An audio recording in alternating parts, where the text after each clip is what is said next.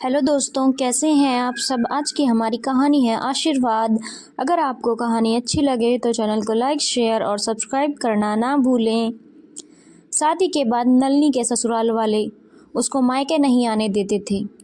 नलिनी की सास कहती, यहाँ काम कौन करेगा, वैसे भी तेरे मायके वालों पर देने के लिए है ही क्या जो परेशान होना।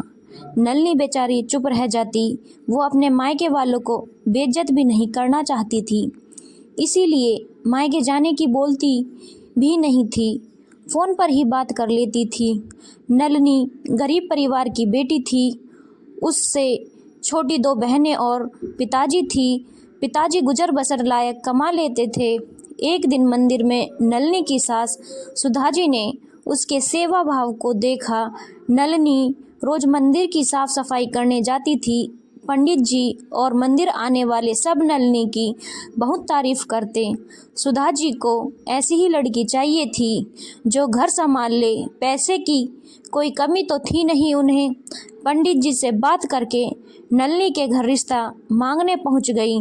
नलिनी की माँ तो खुश हो गई कि भगवान ने उसकी सेवा का आशीर्वाद दिया है।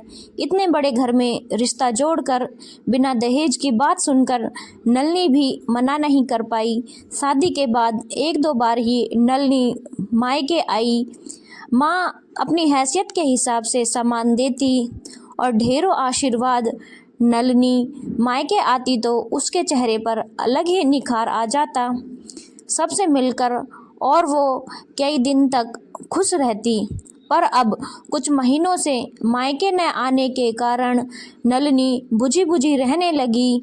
उसके पति रंजन को भी फुर्सत नहीं मिलती काम से। नलिनी मन की बात तो और ज़्यादा दुखी सी रहती। सुधाजी घर में बादाम, काजू, फल सब और ज़्यादा मंगवाने लगी और नलिनी को बोलती, अच्छे से खाया करो।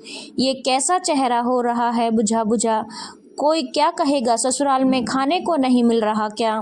नलिनी कैसे समझाए कि रौनक अपनेपन से ज़्यादा आती है खाने से नहीं।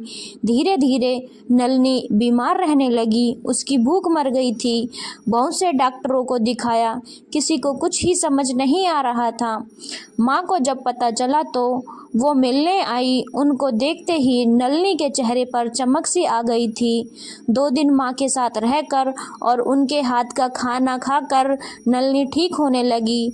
अब बेटी की ससुराल में कब तक रहती, तो उन्होंने सुधाजी से कहा कि बहन जी, अब मैं चलती हूँ, माफ़ करना, मैं ज़्यादा कुछ तो ला नहीं पाई। बेटी की चिंता में जल्दी जल्दी आ गई। ये रुपए रख लीजिए शगुन के।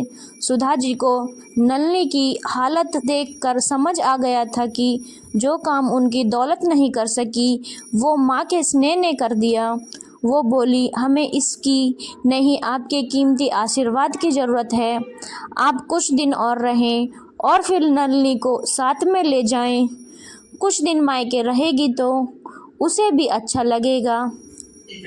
नलिनी के अंदर ये सुनकर एक नई सी जान आ गई। अब सुधा जी को भी समझ आ गया था कि पैसों से ज़्यादा अपने के प्यार और आशीर्वाद की ज़रूरत होती है। धन्यवाद दोस्तों। अगर आपको कहानी अच्छी लगी हो तो चैनल को लाइक, शेयर और सब्सक्राइब करना ना भूलें।